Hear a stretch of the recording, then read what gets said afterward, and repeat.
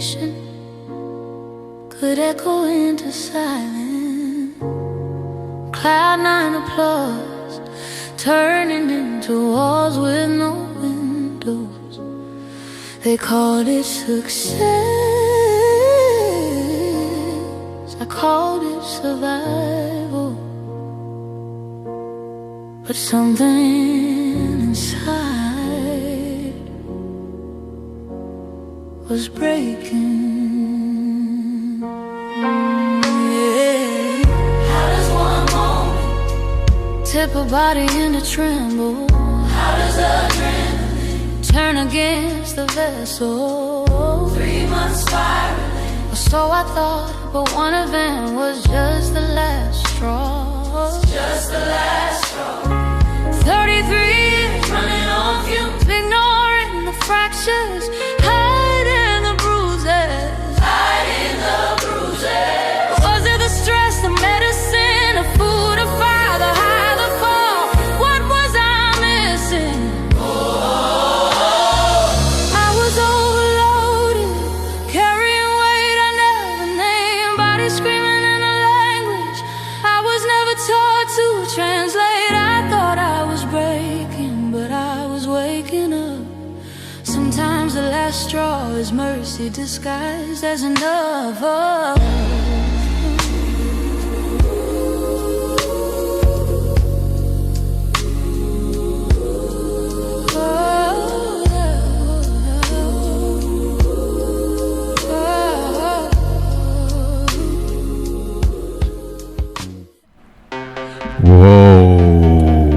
Ariana, are we going to talk about this? We are. We are?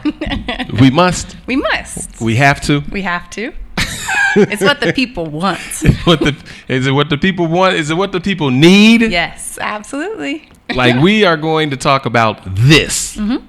Father-daughter. Correct. We're going to have a father-daughter talk in front of all these free thinkers. In front of all these free thinkers. I don't even know if we've had like a deep dive combo. We've never had a deep dive combo or even had a conversation about this. Agreed. Yeah.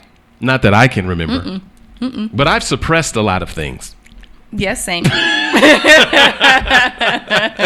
Yes. I have. I'm going to be honest, free thinkers. I suppressed a lot of things. So there's some things that you might be able to ask me about, but I would not remember, or I'm going to have to. But we're going to have this conversation. We are. Me and you. It's time. You and I, with these free thinkers. Free thinkers, it is Global Bipolar Awareness Day, March 30th, every year, and I never knew. I didn't either. Until this happened. Only this year did I find out. Yeah. Free thinkers out there, if you know that it is Global Bipolar Awareness Day, that means everywhere. Everywhere. There have Worldwide. been those who have been doing this work, and I had no idea that this was a day. Nobody has ever brought it up to me. And you didn't either. I didn't either. Why do you know that it is Global Bipolar Awareness Day, Ariana? Well, father, I was diagnosed with bipolar 1 in October of 2023. What is bipolar 1? So there are two types. There's bipolar 1 and 2. And of course, I'm an overachiever, so I got the number 1, which is the worst. I was hoping that it was. I was hoping that was like mild type 2 diabetes. No, 1 is the top. And so it means that you experience mania, which I had no idea what that was. What is mania? Where you're in this like elevated state of euphoria. Your brain is not able to regulate the dopamine or the pleasure chemical in the brain, and so you're on cloud 9. But so much so where it's like things start to happen, like psychosis, where you start your like grandiose thoughts, or you think you may be like a superhero, you can save the world. Yes. And there's also the depression side of it, where you're on the low side. You're like feeling down and out.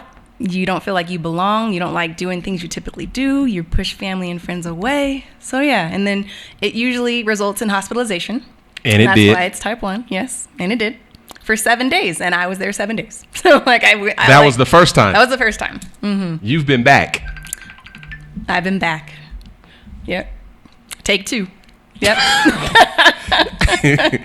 I mean, I could smile about it now. I couldn't smile about it then. Yeah, it's something to laugh about, smile about now, but in the moment, it's pretty scary. I mean, I'm more equipped now than I was when this first took place. I was taken aback. I was terrified. I was hurt. I was shocked. I was like in a daze, and I did not understand anything about what was going on. But however, I have a strong community and resource bank to reach into, and community, family, you all showed up like superheroes and super sheroes. Yep, absolutely. But I was, oh my goodness. Ariana, you better hit him with the trigger alert. Okay, it's time because this is important. So with the trigger alert here, this is a show that triggers people because you've entered a free think zone, right? If you're not willing to be exposed to other points of view, tune out now and don't read the comments. You've been warned. You've been warned. We've never really had this conversation, so I guess we're having it publicly. What other way to do it? I don't know. Well, why not? And I would also just like to begin with your history, your background, because how old are you now? 35. I'll be 36 this year. And so at 33, you were diagnosed with bipolar 1. Correct. With nothing that would indicate that this was going to happen. Yeah, correct. Nope. No idea. It came out of nowhere. And when I did like a timeline of my mental health journey, it was like February of 2023. I started taking some medicine for hormonal acne, had an allergic reaction that turned into an urgent care visit, and it just kind of spiraled from there. So it turned into mania, which I didn't realize, because the medicine, if you're undiagnosed, meaning you haven't been diagnosed bipolar yet, it can cause mania, which is the higher end of the condition. So I was taking this not knowing I was bipolar, and it caused the mania. So I was productive. I was doing everything, how to transform dreams into reality, which you remember. I was a production assistant. I was acting. I was model all through the summer. Yep. No, go through the background, because all the way up to, you know, your educational background was stellar. I remember going to get all the awards. Yeah. I remember being with Hickenlooper on the stage, and you were amongst that was in middle school. I was in middle school, yeah. With the key to the city? You got the key to the city. You're like the academic guru of the time. And then, you know, of course, you came up in Choices, Challenges, and Images. Challenges, Choices, and Images. Challenges, Choices, and Images. Your aunt and our family's school. J.E. Shout out to J.E. Carolyn Jones. They got to do J.E. because J.E.'s going to Junior elder. J.E. is going to come back into this story in just a second. We gotta bring in J.E. into this story, and there's a couple of others I've got to bring into this story. I'm going to write a couple of names down because I do not want to forget them. Yes. So J.E. Challenges, Choices, and Images. Correct. Where we were doing all of the Nguzu Saba. Yeah. You walk into school, it's got Moja, it's got Kuji Chagalia. You know, we grew up in all of those different things. Good job. GOODJOB, good job. Okay, and then, you know, and then we're like, boom, you go to CU. Yep. Following your brother. Your other brother went to CSU. You know. Lead School of Business. You got the other siblings, one Spellman, one Whitman, you know, all of these different, you know, Camila, Spellman. So a whole family that positions education as a key at the highest levels. Absolutely. Kind of an overachieving family. Type A's. Yeah, you're in this type A family. And then you graduate from CU Lead School of Business, and then immediately go into a high level corporate career. Consulting, Accenture. For 6 years. You're taught to grind and grind and grind some more. In the corporate world. Where you got to produce. Yep. You're doing well producing. And then you decide, hey, I want to pursue my career in acting. Well, first I switched to charter communication. Oh, yeah, you went to another company. Yeah, for like 4 years. And then in 2019, while I was still at charter, I was acting and modeling as well. Not full time yet, but I took that on. So I was like, burning the candle on both ends. Like, it was like getting up at 5 to do auditions, getting to work 7, 8, 9 in the morning, and then in the evening, 5, 6 o'clock of the night, doing more auditions, and did that over and over and over again, traveling to Utah, New Mexico, Atlanta. And then you did some stuff with Tyler Perry. Met him, yeah. Did some stuff with Yellowstone. Yep. I didn't meet Kevin Costner, people. I didn't meet him, but, you know. I was with that then world, yeah. Around the state in terms of print ads and all those. Just functioning at the highest level. Now, we're going to learn, or at least I'm going to learn along the way today. Okay? Yes. Tyler says has bipolar, not is bipolar. It does not define her. She is much more than bipolar. Nice. Very nice, Tyler, and everybody in the comments. We're all learning together. Yeah. And then all of a sudden, and when I mean, yeah, yeah, you could say it, yeah. Maybe it was like imploding first, I think, or maybe I don't know. It was both. It was like implosion, explosion. It was like all at once, unexpected. Yes. In July of 2023, I did Black is Queen. Yes. Wrote my first play. So I'm a playwright. Yes. Worked with young girls, 5 to 17 years old. It was amazing. And then after that, boom. Explosion. I was depressed. Okay, free thinkers, let me just tell you something. When I'm talking about explosion, I'm not talking about maybe down in the dumps. I'm not talking about, hey, where you been, ain't heard from you. I'm not talking about any of that. And then remember, Brother Jeff's Cultural Center, Big T, Gerald, and I, and the crew, many years before that, we were doing a whole series on Black community and mental health. We did Black youth and mental health, Black women in mental health, Black faith and mental health, Black and mental health, I mean, we were around the state doing mental health. You know, and of course we're doing the HIV and AIDS stuff, but we really took a deep dive into the Black community and mental health. So I was already primed for what was going to in the future. Let me ask this. What do you remember? And then I'm going to tell you what I remember. What I remember, let's see. After the play, my mind just started racing in terms of thinking I failed, didn't do a good job, even though I was like, no, the ladies were amazing, hands down.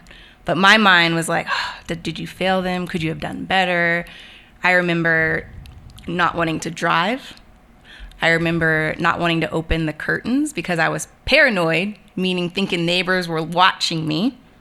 I remember family coming over to love on me, support me. I remember I stopped talking.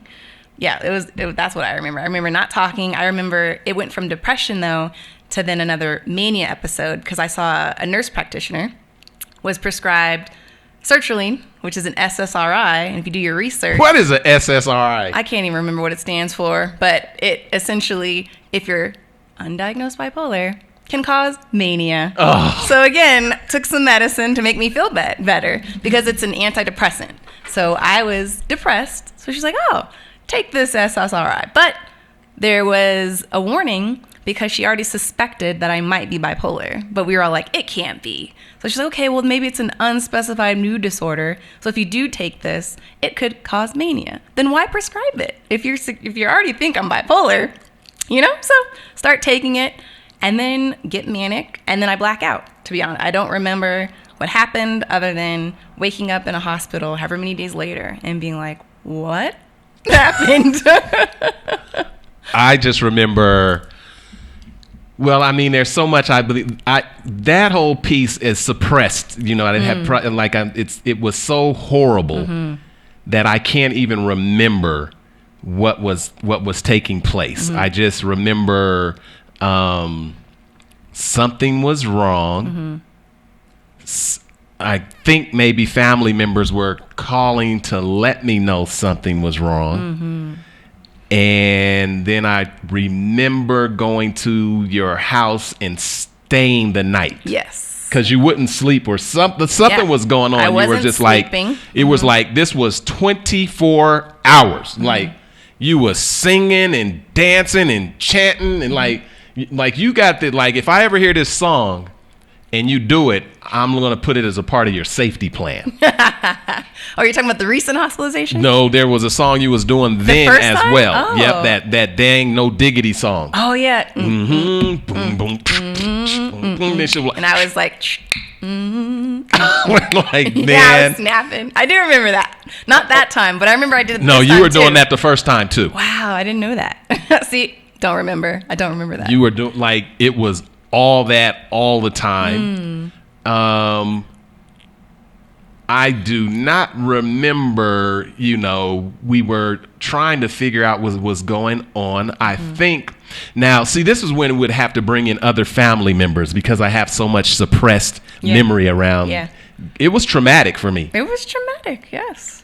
Now, I can imagine it's traumatic for you and everybody involved. So family members, if you're going through a situation right now, or you are just bewildered with what's happening with a loved one's behavior all of the sudden, just know, take a deep breath. Take a deep breath. It can be all right.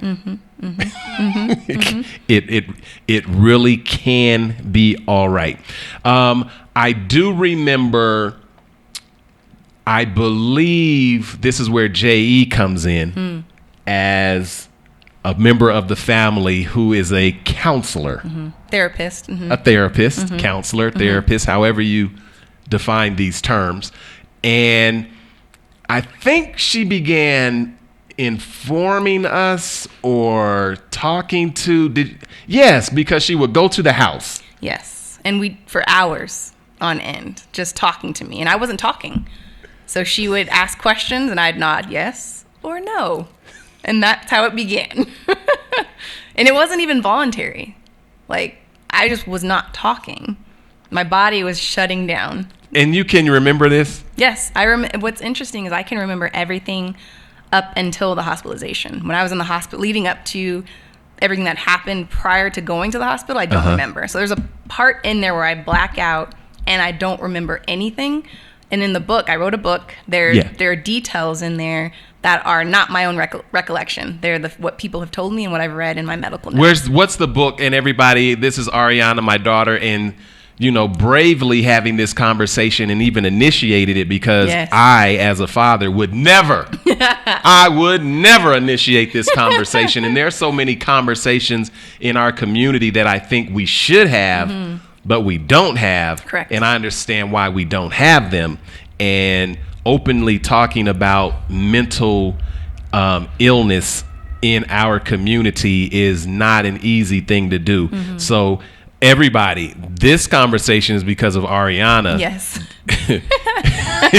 It is not because of me. I'm here for the ride. It's your story. I have a part of it, and others have a part of the story as well. I could share my parts of the story, but we will not share other people's parts of the story. Agreed. Because that's their story. Exactly. But I'm happy to share mine. You're happy to share yours.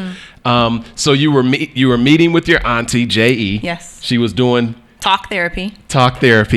How was it going? Not so well, because again, I wasn't talking and she was talking at me, having conversations, trying to pull things out of me. It's interesting because when she asked me certain questions, I truly didn't know the answers to them sometimes. Like she would ask me whatever and I'd be like, I'd have to sit there and really think, and I'd be like, I don't know.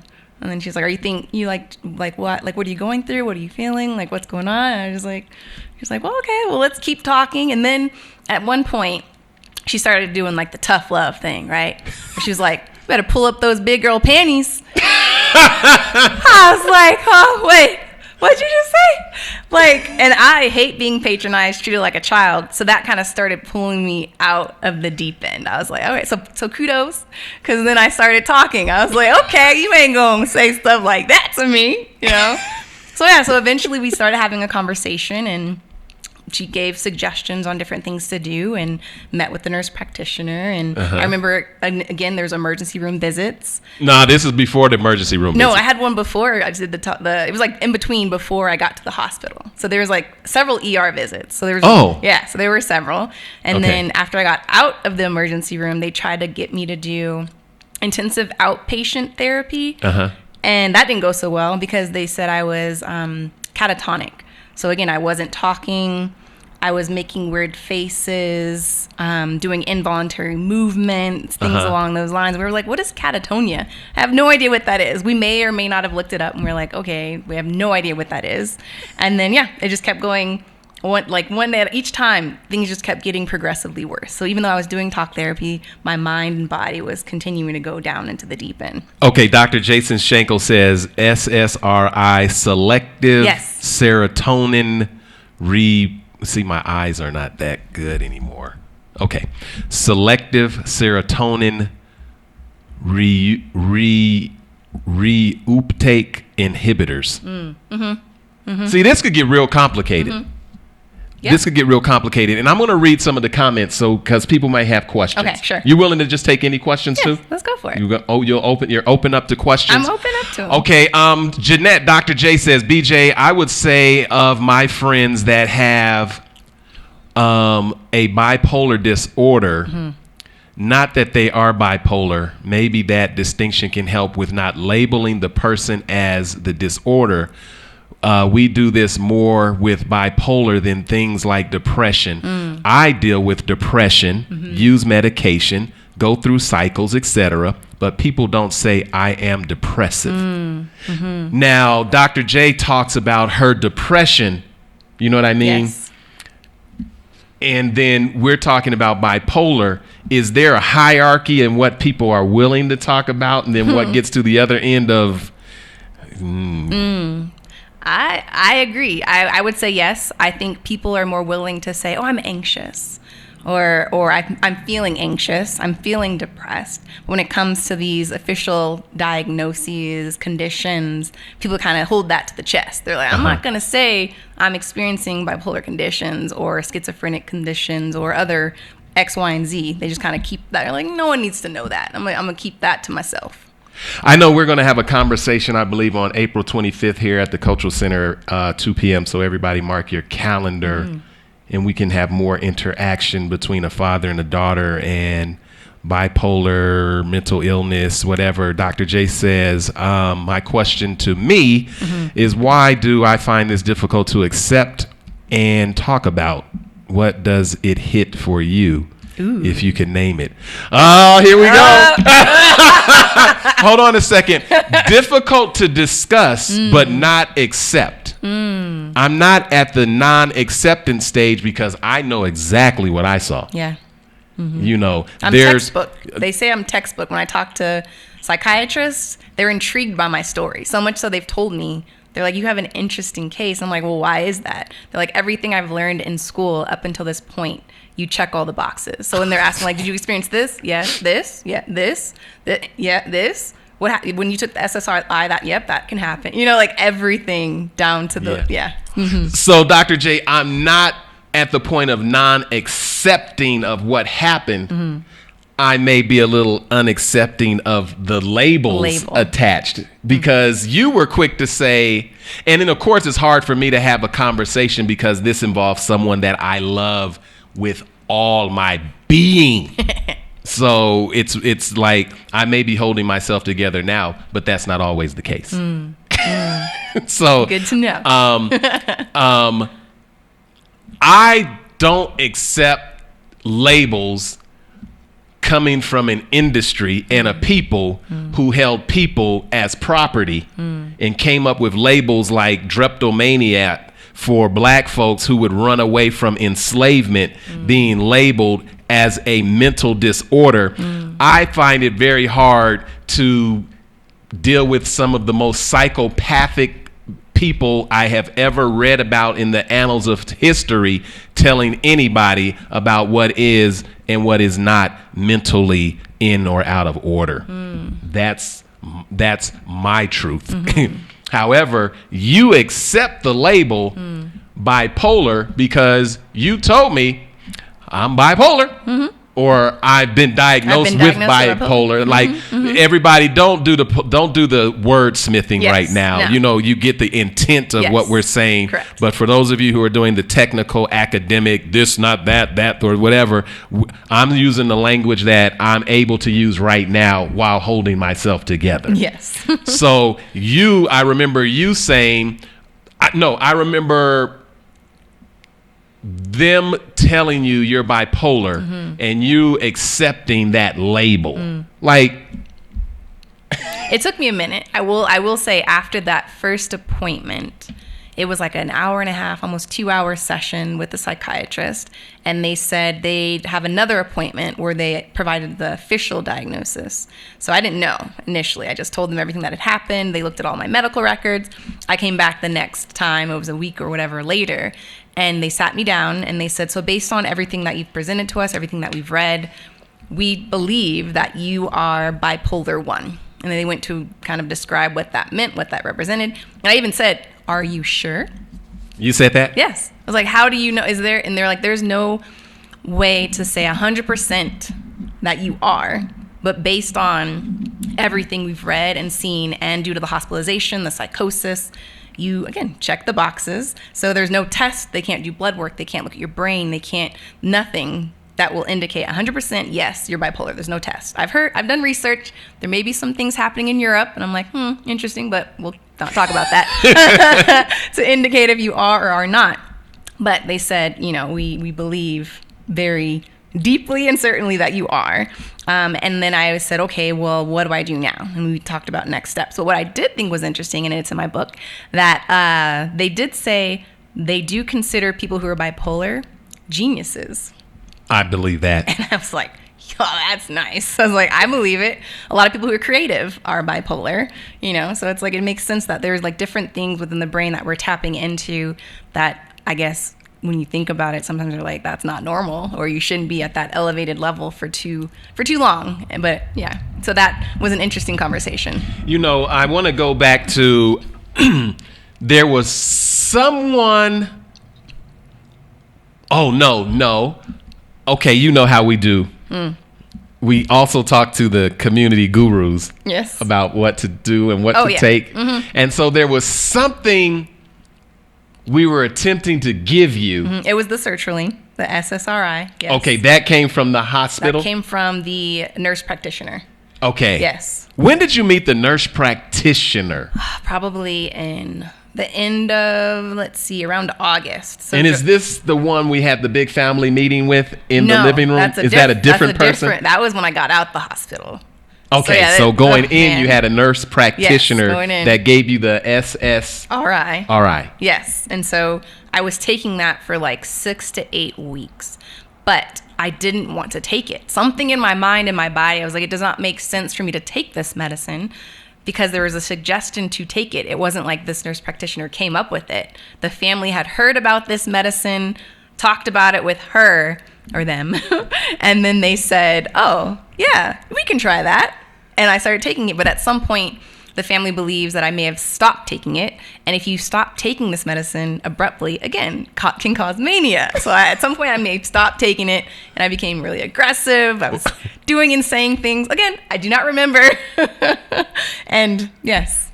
Okay, so let me tell you all, and I don't know who's watching that has had a background with someone who has had a serious how would you describe it? A serious mental health challenge that would lead to hospitalization. They called it gravely disabled. Okay. Gravely disabled. Free thinkers out there, I don't know if you've ever dealt with anybody that was gravely disabled. Meaning you're a harm to yourself or others. You're not able to do typical activities. Things along those lines, like take care of yourself and So gravely disabled, so much so to where they will put you on a medical hold. Yes, for 72 hours, an M1 hold. Yeah, yep. So you've been on an M1 hold twice. Yep.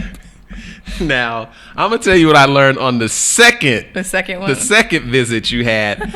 The first one you may have been on an M1 hold. I don't remember much about. Like I do remember. I remember visiting often on the first visit, but And it was during COVID. was Like it during COVID? they had to keep giving me COVID tests. I don't remember, but like I believe you came to visit maybe once, and then it was shut down. Like you couldn't visit, but you came the second time a lot. But I don't remember this first time. But I don't remember. Maybe it's your I don't know. This wasn't during. This wasn't Well, during not during COVID. COVID, but there was still COVID around. There was still COVID protocols. Correct. Yes. Because this was 2020. 2023. 2023. Yes. COVID was 2020. Correct. Yes. But Okay. they were still like there was like something happened, outbreak or Okay. something, and then yeah.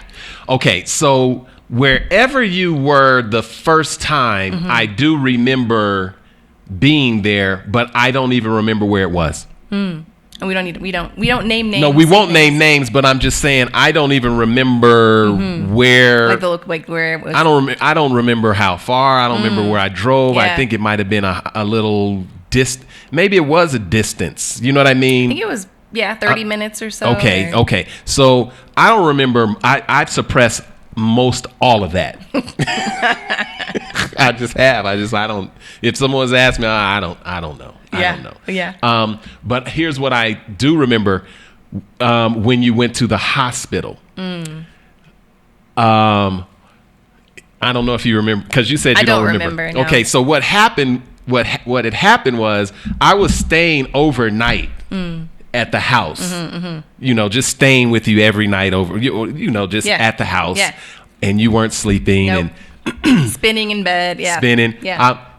I'm bringing sound bowls. Yeah. I Remember still the have. sound Yeah. bowls? I still have my sound bowl. I still use it. I was just hanging Yep. out. Yep. And when it was getting really bad, we tried to give you the medicine And I wouldn't take it. and you wouldn't take it. And then eventually we tried to give it to you forcefully Okay. I probably went off at that point. and you went ballistic. Okay. That makes sense. Ballistic. Yeah. But you didn't go ballistic while I was there. You were going ballistic and I got a call back. And I don't know if you've ever been in a neighborhood where you hear something like, have you ever been and you heard a neighbor that just boom, it's like it's very extreme, you know, and I've seen it before, but I'm talking about, I don't know how to describe it, but Explosive. yeah, explosive in your behavior, in your handling, in your everything. And I think someone called the police. You know Yeah, what I mean? yeah. And then I panicked because I'm of the point in a mental health crisis, never call these police. Because that's when they show up and they, you know, we've got a lot of people who have lost their lives because loved ones have called the police for protection and the police came as assassins. Because they can't tell the difference between a gravely disabled incident Yes. or their thing about law enforcement. Never. This is just my advice to you. If you've got a person dealing with a severe mental dynamic, never call the police.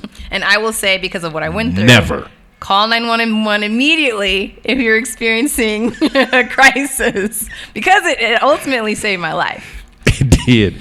It worked out well in this case. Yes, in that's this, true. In It this worked position. out well for me. Yes. I mean, now they've got the STAR program. They've got some other people. They've got other. If you could get a professional that does not have an attachment to law enforcement, go that route. And particularly if you're a black man. Oh man, terrifying. Yes. But anyway, the next thing I know, they got you to the hospital. Which I don't remember that. I do remember they said that I was restrained. Like there were. Yes, you were restrained. Yeah. I was fighting. Yes. You were very much restrained. And at that point, and everybody, again, if you're going through any of this, we're giving you a little journey so you're not caught off guard. Right. Yes. Because we were caught off guard. We were caught off guard. Okay, so Ariana, at that point, you were restrained, and also you were going to be transferred to a behavioral health facility, but they will not receive you until you are in a position to be received. Yep. So you were in the hospital all that time until whatever they were giving you calmed you down. And even then, when I was at the facility, the behavioral health facility, I was still acting out of character. Well, that's another story. They also were not going to receive you until you had like I used the restroom. and until you used the restroom and ate food. Yes. Like, because remember, you wouldn't eat. Yeah, I wouldn't eat. So the behavioral health facility would not take you until you met certain levels, and then you finally ate. I was told it was someone brought me, it was like a smoothie. Yes. And maybe a sandwich. Yes. Okay. Yeah. You know, it was really cool. Like, free thinkers, everywhere I go, I just happen to know people who are there. Sounds about right. And what was so cool was a Latino guy who was like working in the hospital because they have security watching these rooms. Right. Like they have security. Oh yeah. Outside these doors in the hospital because you were deemed a danger. Yes. Yeah. Very much to myself and others. Me, little old me. Can you? You were deemed a danger to yourself Can and you believe others. that? And so outside of your room, you had 24-hour security. And so it just so happens I had done a lot of work with the head of the security in the community. And when I was there, he gave me his phone number. So I was able to communicate with him 24 hours while you were being watched and monitored. Wow. See, I didn't so know any he of was this. watching you. The hospital was watching you. And then you had individuals in the community that were watching you. All eyes on me. All eyes was on you. And then from there, you met the requirements to be transferred because you ate. Yes. And they had to certify that you ate.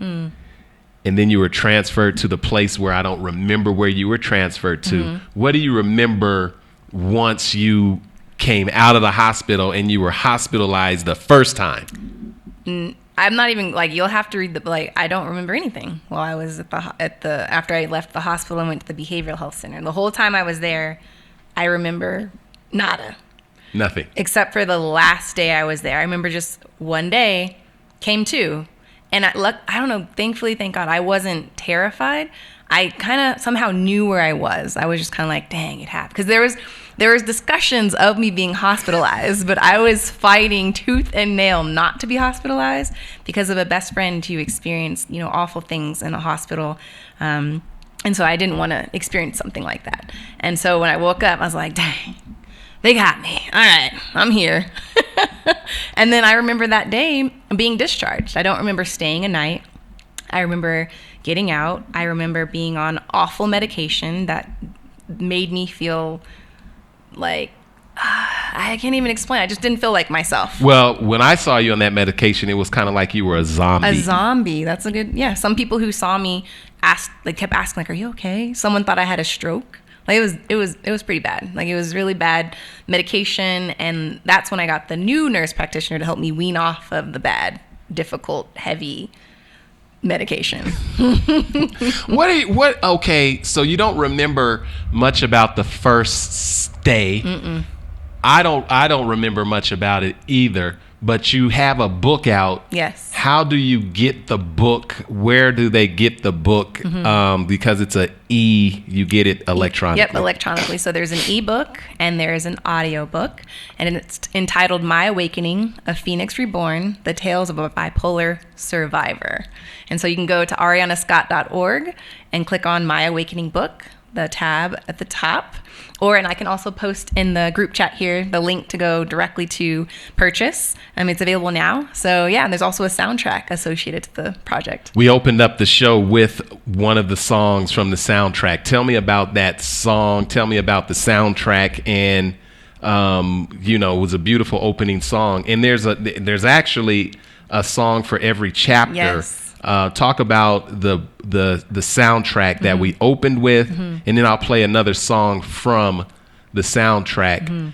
But again, more about the book, because the book captures portions that you don't remember. I don't remember. Yeah, there's a chapter, and I think it was the sunken place. So one of the chapters where I essentially am outlining events that took place that my family and friends informed me took place, similar to what we're doing here now. And then there are medical notes. So in the book, I have redacted medical notes that highlight what happened and what I was doing. So that is how I wrote the chapter. I was like, apparently I was doing X, Y, and Z. Like so much so where I was like banging on the nurse's station's wall, like the window, going into patients' rooms, like things. Yeah, I was like, I don't remember any of that, but the doctor said I was doing it, so I guess I was doing it. Wow. Yeah. Again, we'll just put the link in the chat, and we'll share this book, and then we'll get together here on April 25th at 2 p.m. We're going to have a community conversation around bipolar, etc. Again, today is Global Bipolar Awareness Day. Or WBD, World Bipolar Day, which they recognize every year. And I didn't know, and it's based on Vincent van Gogh's birthday. His birthday was March 30th, and he was the painter, for those who may not know, that he painted The Starry Night.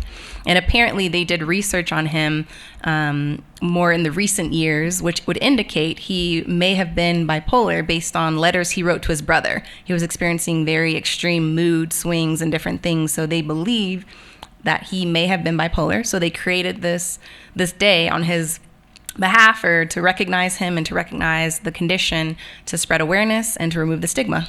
Why is it like, and where, because you're probably the bravest, strongest person I know around this issue right now. There's another one, Terrell Mathney, who had been on the Free Think Zone year after year after year, who does his bipolar series. He does movies around bipolar 1, bipolar 2, bipolar 3, bipolar 4. I'll show you, but okay. Terrell Mathney, he had a very troubling childhood, and he said that, in high school and throughout time, he would be drinking alcohol, and he said it was like a portal to hell. Yes, I was informed that, thank goodness I do not smoke or drink, because if I did, I would most likely be in and out the hospital for however long, because it does things to the brain. And when you are experiencing this type of condition, again, the brain is not able to control certain chemicals. So it's trying to prevent, the mania and the depression. And so if you're drinking and smoking and you're like getting up there, you're like, ooh, like the brain can't bring it back down. And that's how you experience different things. What was treatment like? Well, of course, the first time you don't remember much. You don't remember much at all. What do you remember coming out? Like beyond the zombie part and getting the medication, right? What are some of the things that they gave you? What are some of the things that, you deal with, and, you're on medication now? Yes. Talk about the medication and the treatment. Yeah. So they started me on lithium and Risperdal when I was in the mental health facility. And that was extremely blunting. I did not feel like myself. So the nurse practitioner, weaned me off of the lithium. I stayed on the Risperdal when I got the psychiatrist. And then they needed to switch that medication because it was causing my menstrual cycle to be kind of impaired. And so essentially they took me off of the Risperdal and put me on Abilify. So Abilify is yet again another medication that made me feel blunted. So it was really like a year and a half on these medications doing, I call it medicinal experimentation, to figure out what worked well for me. And I stayed on the Abilify for that long because I was terrified of what the other medications could do that they were suggesting. There were all these different side effects, and I knew what this was doing to me. I I was pacing, I was tapping. Again, I didn't feel like myself. But I was like, okay, I know what this is, so I'll stick with this. And then finally in February of last year, I started taking a couple other drugs. And so those make me feel way more like myself. And so it's been a wild ride, but I know what to expect and what to do to prevent something from that happening again. But I was only on one medication, and I had the emergency. I wasn't taking the emergency to prevent mania. The one I was on, it only prevented depression. So I knew that was a risk, and I took the risk, and that's why I was hospitalized again, because I got too high. And so now I'm on 2 that keep me balanced on both ends. Latoya Taylor says, you are so brave. This is a hard conversation in our community. My younger brother dealt with this for years before he passed. This issue with bipolar is more prevalent in terms of me being able to see it than ever before. Remember, I didn't even know that there was a bipolar awareness day. Me either. But now when I look around our community, or I just look around this society in general, it's like I got some X-ray vision glasses. Yeah. Do you see more people struggling with mental health more now than even before? I believe so. Yes. As I've been having this conversation time and time again, people are like, wow, my brother is bipolar, my mother is bipolar. Even friends of mine who I've known for 16 plus years finally opening up to me that that's a thing. I was like, well, I had no idea. And I think I know what happens based on my research, is that 70% of individuals who are bipolar get misdiagnosed because it shows up typically as depression. So that's when people go to seek help when they're depressed versus when they're feeling euphoric, right? Because something seems wrong, you go get help. They're like, oh, you're depressed. Let's give you this antidepressant, which causes the mania. And then finally they realize, oh, looks like something else might be going on here. So I would say a lot of people walk around either anxious or depressed, and something deeper actually might be transpiring in their body. Where did you find, or where do you get that ability, if I would say ability, or that drive to share your story when so many people would just rather not, or would not, or like, this is a very public platform and we're having a very vulnerable conversation. And I think it's very useful because, I remember all the work we do in HIV and AIDS, we would be in any environment and people would come up afterwards and say, thank you, I'm living with HIV. You know what I mean? Yeah. And now I see so many people, and I guarantee you after this conversation, and even when I told people I was going to have this conversation, I began getting these messages of thank you because I'm also living with bipolar. You know what I mean? And people, will say it because folks like you and platforms like this that open up, the acknowledgement of something that's not discussed is being discussed. Where did you get that drive to be like, I'm just going to put it out there? I would say after I got out the hospital and made it to the other side of at least getting off of the extreme medication, when I started reflecting on what happened to me, I was infuriated. It was like, why did it take 3 months to get this diagnosis? Because again, it started in July of 2023. I spiraled and then was hospitalized in October. Why was it time and time again I was getting misdiagnosed? We didn't know where to go, what to do. Thankfully, you had resources and we were tapped in, but not everyone has that. And there were Google searches, websites we were trying to go to get help, and we didn't know where to go. So my husband actually was like, we should start kind of jotting down who we spoke with, where we went, what we did, just to have that as a resource for ourselves. And I was like, you know what? We should create an organization that does that. And so we created the Network of Love, which is a 501c3 nonprofit organization centered around providing a one-stop shop for all things mental health related. People can go see what the early warning signs are, have conversations with people, look at what are the different places they can go with, whether that's a psychiatrist, a nurse practitioner, a therapist, and we're providing free resources. So there are people we're partnering with who are willing to provide at least up to 3 appointments, the intake appointment, and then 2 additional follow-up appointments to get you on the right path. So we're partnering, doing all these things because I was infuriated, outraged about what was happening with me. And then people were telling me like, man, your story is so powerful. You should write a book. So I actually started 2 years ago, but I wasn't ready. God was like, you know what? You need, my husband, others were like, you need to heal, focus on you. And now that I've made it to the other side, I was like, it's time to share my story and help others, be able to navigate it more seamlessly and actually have conversations and not keep it in. Your uncle, Big T, he says, generally, most people don't open up about severe levels of mental health issues. There are high stigma issues, no matter the diagnosis.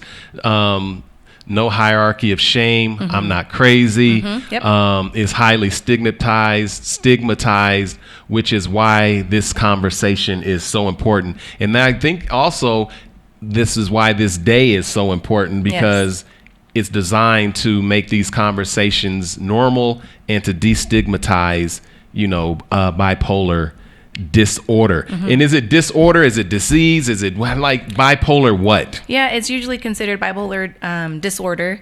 I like to call it a condition, so I say bipolar condition.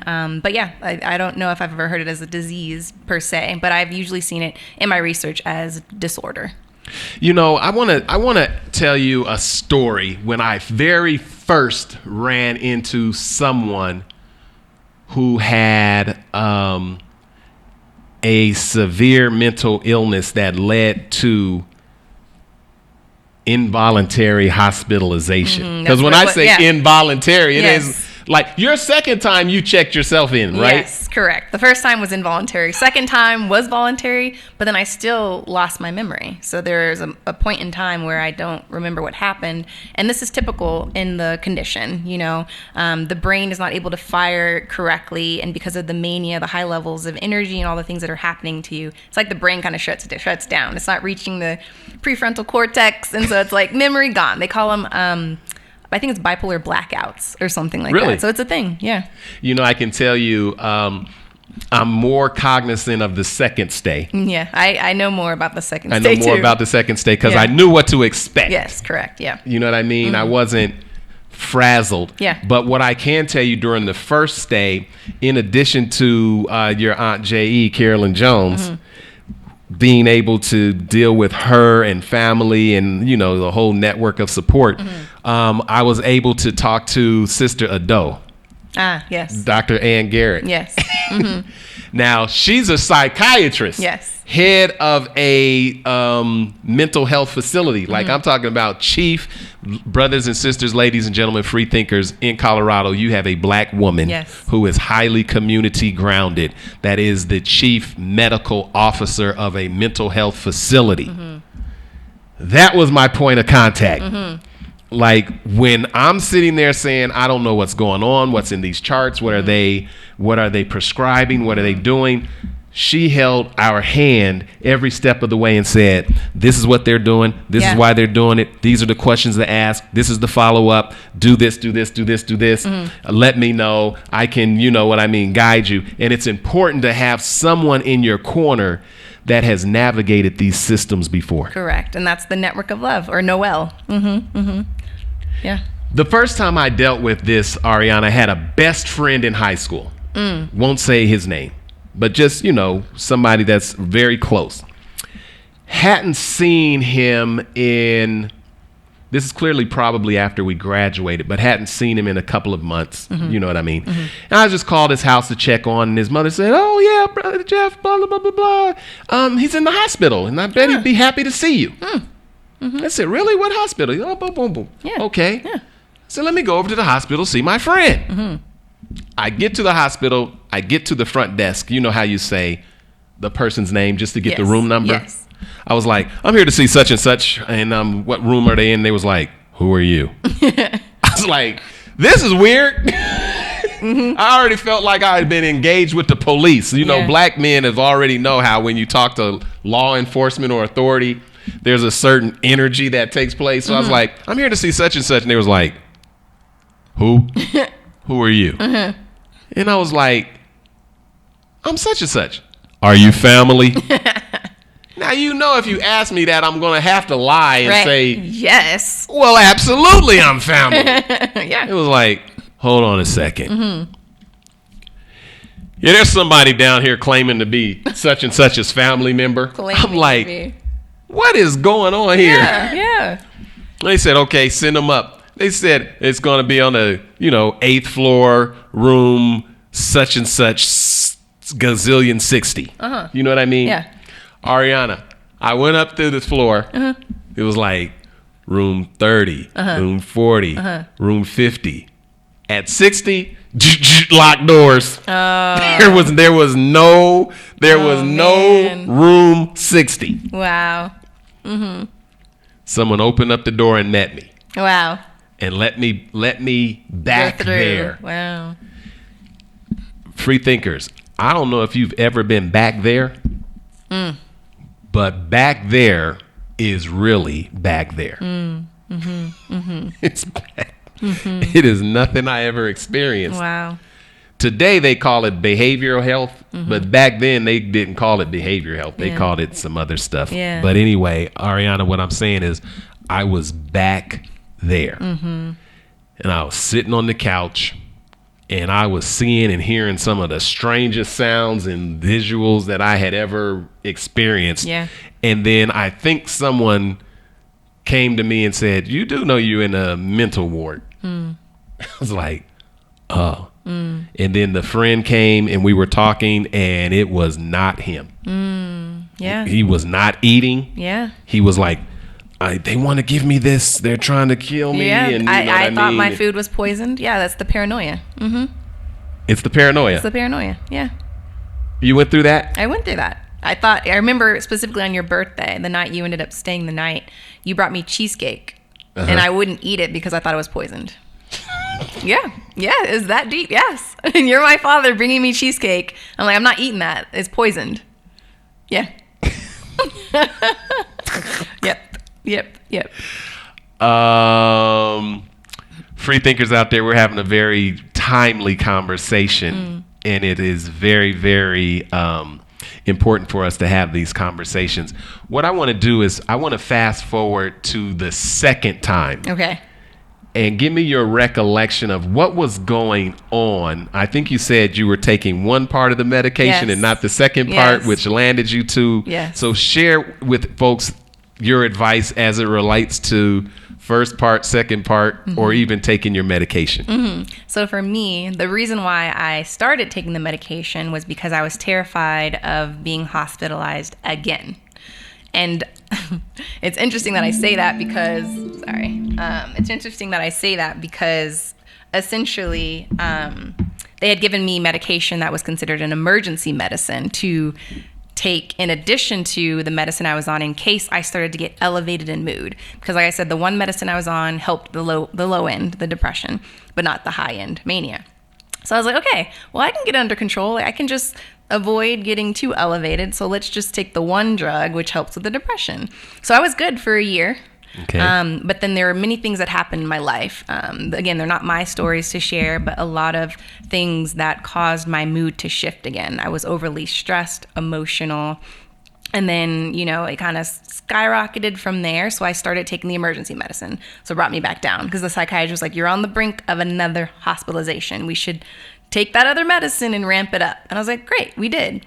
And then I wanted to ramp back down. In all honesty, I should have just stayed on both. But I was like, I don't want to be on that. So we went back down. And it wasn't that it made me feel worse or anything. I just didn't want to be on both. I was like, I just want to be on the one.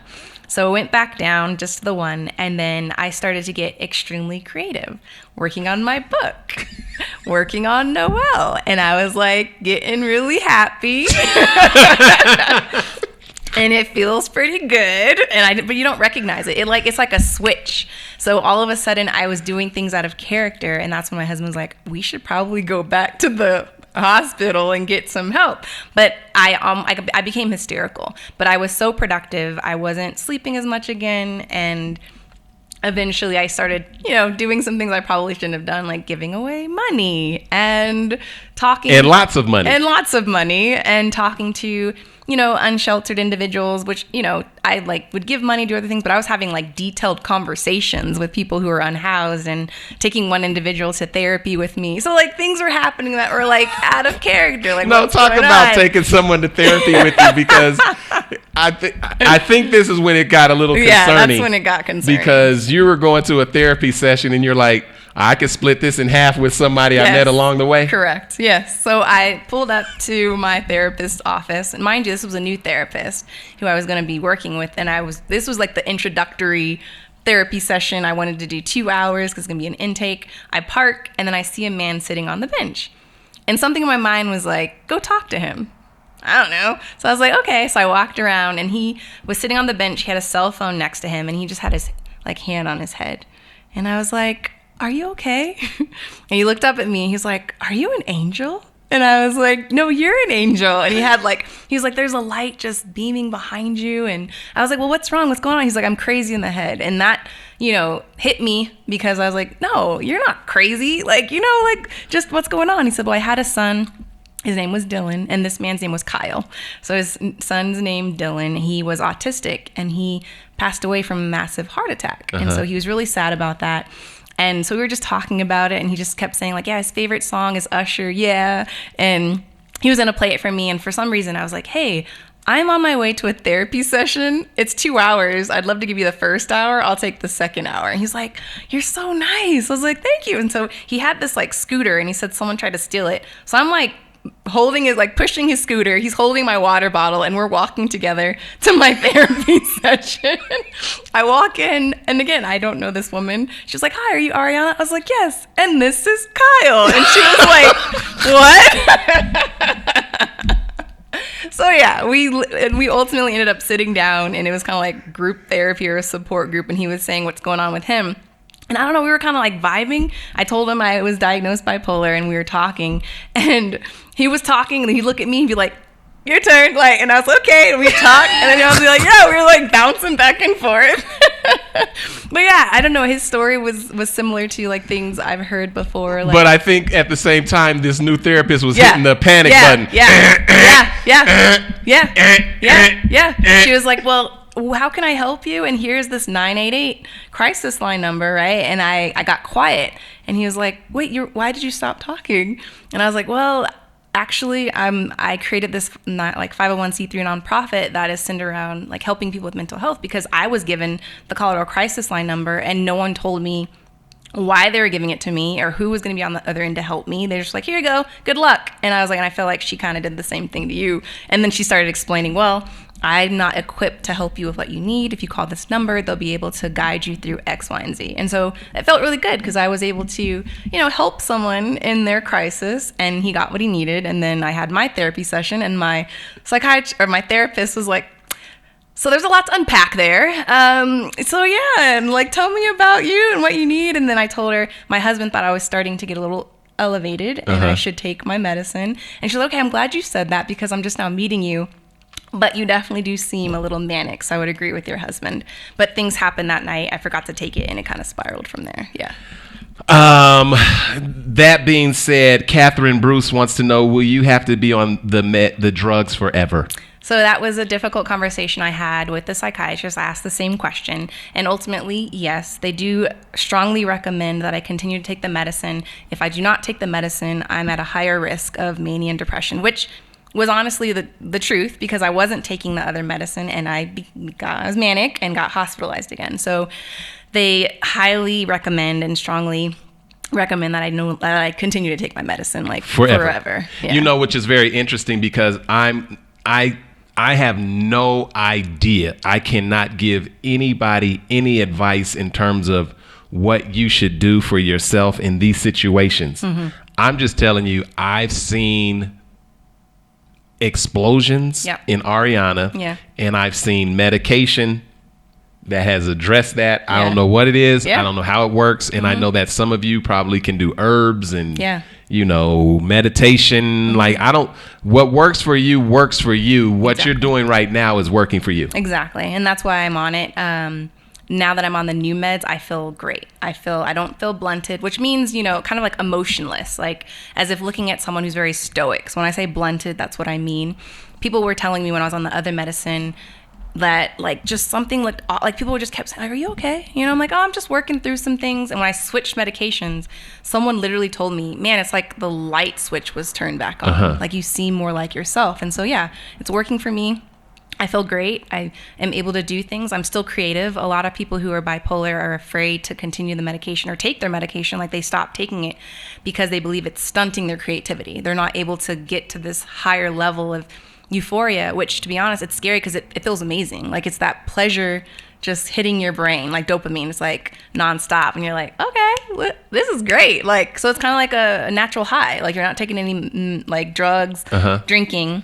your brain just takes you there. And so thankfully what I'm on like keeps me at baseline. What are you on? So I don't know. Should we share what I'm taking? No, I don't think so. Okay. I mean, I don't want people to go and do what. Do what's right for them. Do what's right for you. Yeah. Just know I'm on 2 medicines. One that helps with the depression and one with the mania, and I feel great. So if you're experiencing things and you resonate with my story, please do not self-diagnose. Go see a professional, have a conversation, and then do what's right for you. Even if that's naturopathic, there are naturopathic doctors. Just know like listen to them. Like heed their warnings. My psychiatrist said it multiple times. Like with taking this medicine, you're risking mania because you're not taking both. So now I'm heeding their warning and I'm taking both and I feel great. What's very interesting in terms of this conversation, it's giving someone, I know someone is watching this intently because they're going through this. Yes. They're either going through it or they're trying to navigate it. Or they have a loved one who's going through it. Or a loved one. What other advice would you give? Like if there was like a top 3 things, like you said, don't self-diagnose. Yeah, don't self-diagnose. What else would you say? I would say take stock of your emotions and what's happening in your life. So meaning if things have shifted, even if you're not seeing it for yourself, but your friends and family are like, hey, something seems a little different. You're seeming a little bit more irritable, or you're like overly excited and happy, and think about like, hey, am I sleeping? Am I eating the right foods? Am I taking care of myself, my mental health? Like focus on your mental health, meaning like your emotions, how you're feeling, all those things. Like listen to your family and friends in terms of like what's going on in your life. And then if things are on the other end, so like if you're not sleeping, that's the higher end, like you're very overly productive. Or if it's like you stop eating or you stop wanting to do things that you naturally love to do, just kind of like ask yourself, let's just sit with yourself. Like, am I okay? And it's okay not to be okay, but you want to make sure you do something about it and you don't just stay in those different states of mind. I want to talk about access to care because one of the reasons that you are here is because even though you were slowly diagnosed, you had access to, treatment. Correct, yeah. There are so many people out here in these streets or in society, they don't have and cannot afford access to care, which I believe is criminal. And that's why I saw Kyle and I was like, hey, let's go do therapy together because of that very reason, yeah.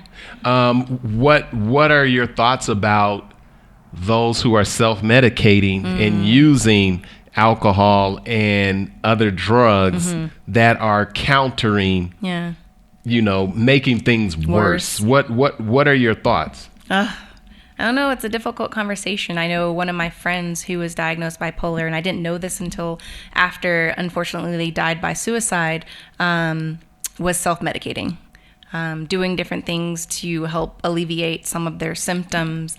And so, I don't know. It's a hard conversation because I know with some people, it's like that may work for them or they think it works for them, but maybe they're, I call it stuffing or avoiding the truth of their symptoms and not wanting to either like accept it or experience it. So I don't know. It's a hard conversation because I don't know, people do it because they want to feel better, but just know there are other ways to heal and get better. So I know, medication is not for everyone, but consider it. Just try it. If you can have access to it. Yeah. If you're out, that's why I'm extremely grateful that I had family, because I could have easily became homeless or unsheltered and on the streets, because I remember the second time I was driving aimlessly, like not heading home. So imagine being in that state of mind and not having a home to go to, and you're just, you should have more grace with people, because you never know what they're going through in their mind. Today is a World Bipolar Awareness Day, March 30th. It's about raising awareness for bipolar disorder, breaking stigma and and around mental illness, and encouraging understanding, support, and open conversations. I'm so glad that you're having this conversation and initiated it. Yes, I said I wrote a book. Let's talk about it.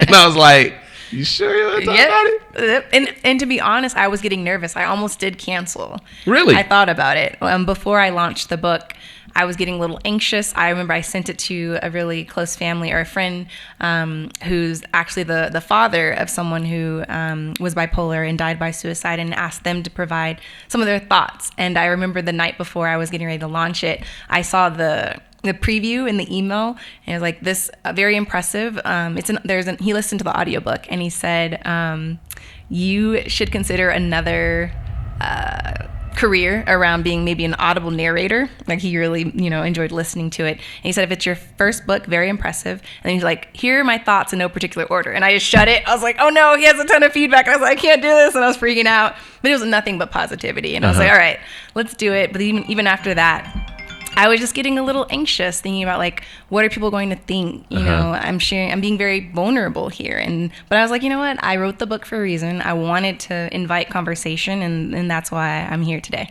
Tommy Watson says, awesome, Ariana. Thanks for sharing your amazing story. You are going to bless so many. Thank you. You're getting a lot of positive feedback in terms of what we are doing today. HK says, this is amazing. Thank you. What a conversation. I'm just looking at, going back in through some of the comments. Montague, the herbalist. I've been back there, but in a Denver public school, emotionally disabled classroom that no one wanted to visit. And then again, I want to tell you about the second visit, which really stood out for me. When you go into, like I said, that portion of a hospital or a facility, it's like nothing you will ever experience, but everybody's back there. Yeah. Unhoused CEOs, young, older, all of the different colors, and you're just looking and you're saying, this impacts everybody. You do not know who you are sitting around that is navigating and keeping themselves together, however it is that they're keeping themselves together. But here's one of the things that I remember. And remember, like I said, when I go places, I always know somebody. Yes. I'm back here, somebody who checked themselves in. It's like, boom, there's Brother Jeff. So now we're talking. Yeah. And now I'm like, man, I could come and visit them. Yep. You know what I mean? And you, and I could do this, because these places only let you have one visitor. Yes, just one. Yeah. So it's really interesting how that works. But anyway, they just did enough to stabilize them. Yes. And then sent them right back to the street. Right back. And I'm saying to myself, access to care really looks a lot of different ways. There are a lot of people out here that just they don't have it. They go and they get put out of facilities, or they just you're passing them by, and I just don't know how folks navigate that. And how to fix that. It's broken. The system is broken. The mental health care system is broken. I will say that loud and proud. And that's why I'm, I wrote the book, and I'm doing Noel, the Network of Love. And it's very interesting because I've had conversations with people who are dealing with mental health, and even the individual you came to visit who blatantly told me before they were released that they were suicidal. And I freaked out. I was like, please don't go. I remember I was like, please, make sure they go to the cultural center. You're like, and then the next time you came to see me, I was like, did they come to see you? You're like, they did. I was like, good. But be honest about what's happening to you. I remember the first time around before I was hospitalized, I was suicidal, and they said I was low risk, and that's why they let me leave. And I was like, but what does low risk mean? And they would ask questions like, are you ideating a plan? Like, do you have a plan that you can put into motion the moment you leave? If not, you're low risk. And I'm like, well, at what point after I leave and I begin ideating, am I more high risk? So it's just scary. It's just things need to change to make it better, for sure. We're having this profound conversation. I don't understand if people understand that it's not just something you could turn on and off. Right. Yeah. You can't just say, stop it. Right. And it was really interesting because there was a family that was there. And one of the family member, and I don't even know how two of the family members were able to even be in there. I don't know either, yeah. You know what I mean? Because it was an unusual thing. And I just remember one of the parents berating the individual that was there saying, just snap out of it. Stop it. Or like, just really, you know what I mean? Talk to me or whatever it is. Like the authority of that relationship would make someone stop it. And then they said, all right, then we're leaving. But I'm like, does this individual even grasp where we are at in the behavioral health facility? Wouldn't, if a person could knock it off, they would knock it off? Exactly. Yeah. If I didn't have to take medicine, beautiful. I'm like, I will stop that euphoric feeling. I won't be depressed, and I'm good. I don't have to take the medicine. Yeah. If I could just turn the switch, like someone saying like the switch has been turned on, I would love to turn it off in terms of the condition. I'd be like, all right, we've experienced that. We're done. But no. Well, I could tell you, Mother Dr. Elder Claudette Sweet says she's very appreciative of the information and sending you and us lots of love. Thank you. You know, a powerful conversation. Speaking of mania, Dr. J, I want to talk about mania. Just means feeling great, and that's a misconception because it says here that mania can also include risky decisions, lack of sleep, inability, or irritability or anger, and delusions or distorted thinking. Yes. It can be dangerous and disruptive, not just high energy. Correct. Absolutely. And that's where, the paranoia comes into play, the grandiose thoughts. I don't know if I should mention the 3 people I thought I was this second time around, but I definitely was thinking I was, I guess I'll say it. So, because some people will relate to this. So, and this is common. So I am telling the complete truth. I believed the second time around, and I believed the first time around, that I was Jesus Christ, the Lord and Savior reincarnated. So much so in the hospital at the emergency room visit the second time, when they asked me my birthday, I said February 6th, 2026. And she's like, so you were born today? Because I was looking at I was like, yeah. And she's like, but you're 35 years old. I was like, yeah, I was born today. Like, why are we having this conversation? So I truly thought I was Jesus. I also thought I was Misty Copeland. I was doing ballet in the facility, and then I thought I was Zoe Saldana. So because I was like wailing, and my wail, if you've seen Avatar, it sounded like her wail, and I was singing, I was dancing. If you've seen K-pop Demon Hunters, I was singing This Is What It Sounds Like. It was echoing through the halls, pulling the fire alarm. Like, all these things were happening. But now here's Baba Jeff's daughter. She was there to start the revolution. Yes, I did say, when he came to visit me, I was like, just so you know, the revolution will be televised, and I'm getting people up out of here. Like, I was calling names. Yeah, it was pretty wild. Yeah, and it's weird because I remember doing these things, but like you said, I couldn't turn it off. It was just this nonstop state of like, I don't know, I just kept repeating the same things over and over, the dancing, the singing. And until they regulated my medicine again, I couldn't stop it. One of the things that I learned about the M1 hold, that's the initial hold. Initial, yes. That's 72 hours. 72 hours, But then the practicing psychiatrist there can extend that hold. And you got an extension. I got an extension. And they said they can extend it up to 3 months, maybe? Yeah. But what was also interesting, I think that we should let individuals know, is who has access to your medical history and who can talk to the facility about your treatment. Yeah. Because no one can have access to that unless you give them access to that. Right. So if you were to call a facility checking in on a loved one, they will not even tell you if that loved one is there. Yeah. And let alone give you what's happening in terms of treatment. Yes. And giving you updates. The beautiful thing about it was that because of our relationship with Dr. Ado, Sega, etc., we knew the questions to ask. Yes. We knew the follow-up, what does this mean? Like, I was really concerned that this is what I learned. Yes. And and I'm pretty sure those of you who are more knowledgeable, you can correct me if I'm wrong. And Marco says, I admire your bravery and courage in facing this difficult challenge. Your recovery is inspiring. May I ask how your husband is doing? Oftentimes, close family spouses also need therapy to support. Keep on keeping on, and thank you for sharing.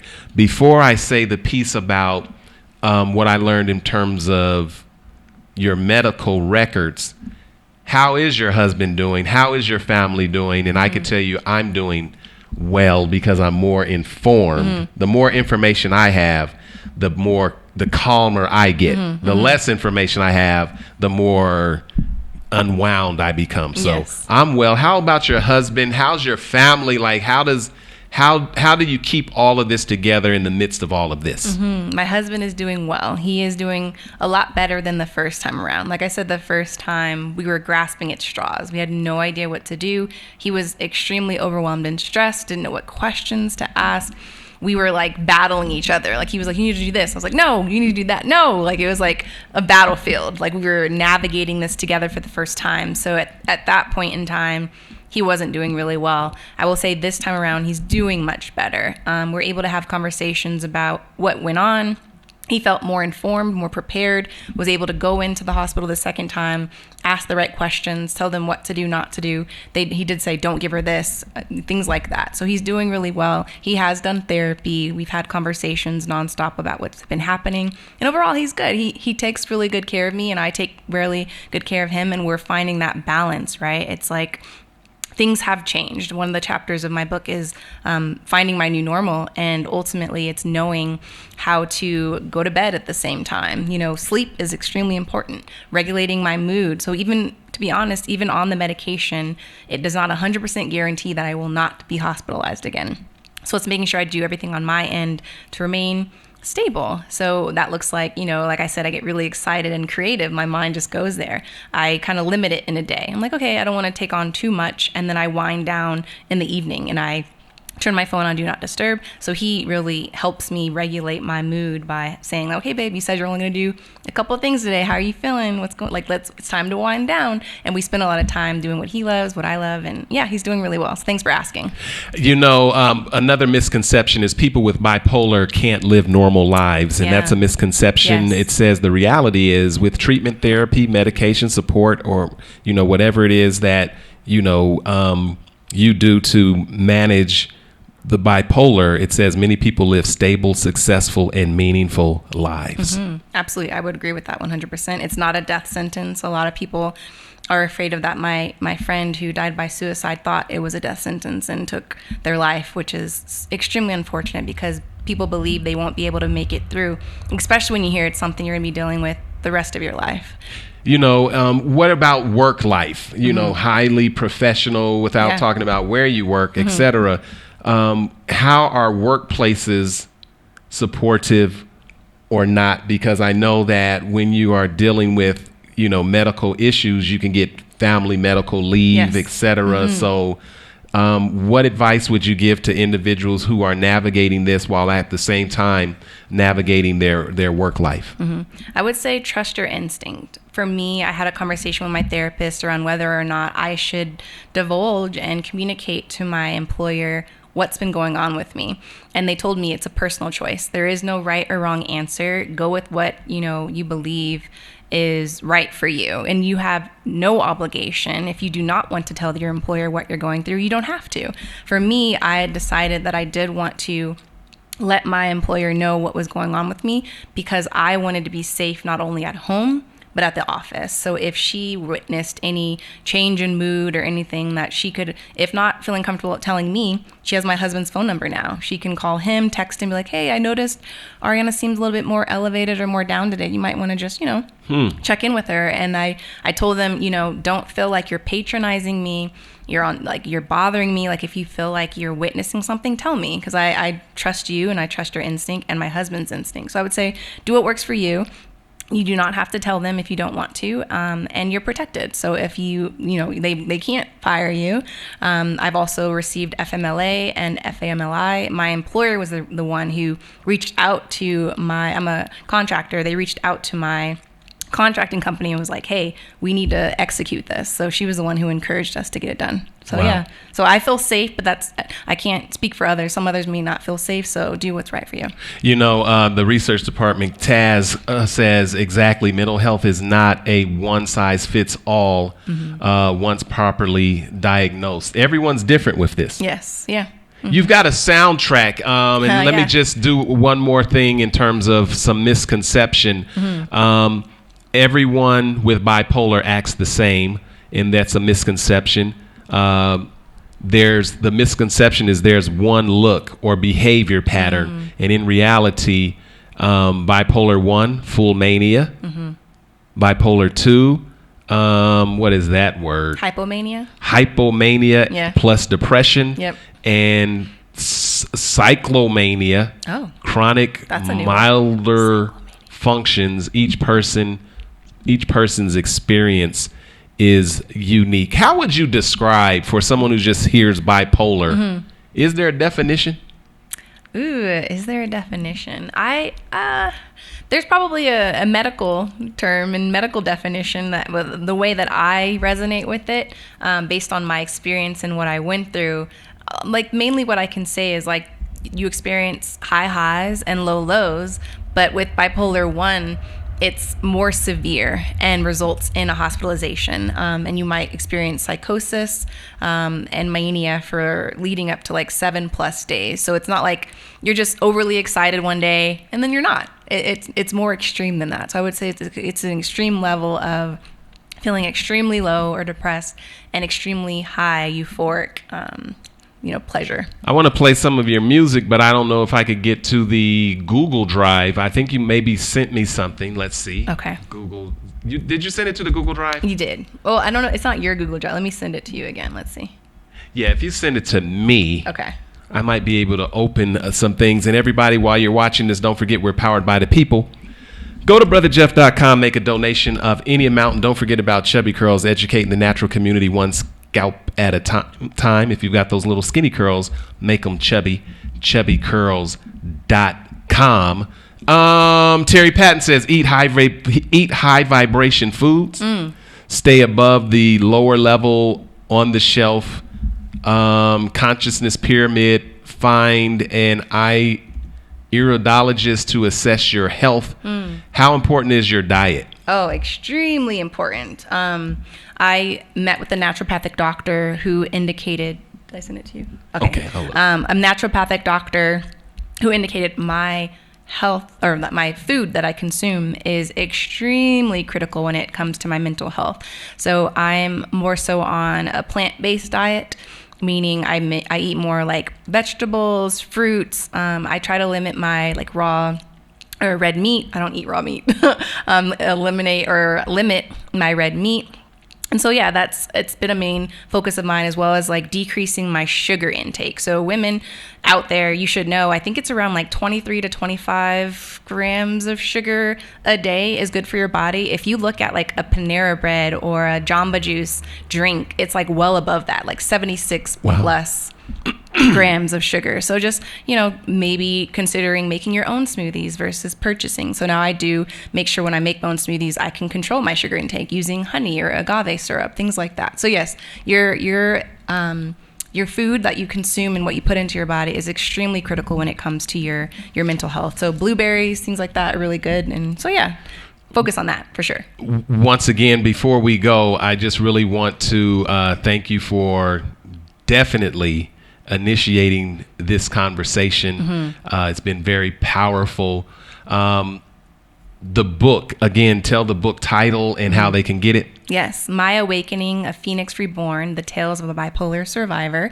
You can go to arianascott.org and click on the My Awakening book tab, or in the link here, or in the live chat, I have posted a link to, it's like a link tree. You click on it and you'll see exactly like 4 different options. You can do the ultimate bundle, which is the ebook, the audiobook, and the soundtrack, which my father is going to kind of play some sample music for you here soon. And then you can select different options, like if you just want the audiobook or the ebook, but I recommend the ultimate bundle. So go there, and donations are welcome. So for the Network of Love, 501c3 nonprofit, we want to spread awareness about mental health. So feel free to donate as well, or purchase bundles, books, and spread them to the world, your friends and family. What's the theme from your book? Like what is it that people might not expect, but will deeply relate to once they experience the book? Ooh, I would say something that I mentioned earlier, and it may be hard for some to hear, but maybe resonate with others, is the mental health care system failed me. So that's a common theme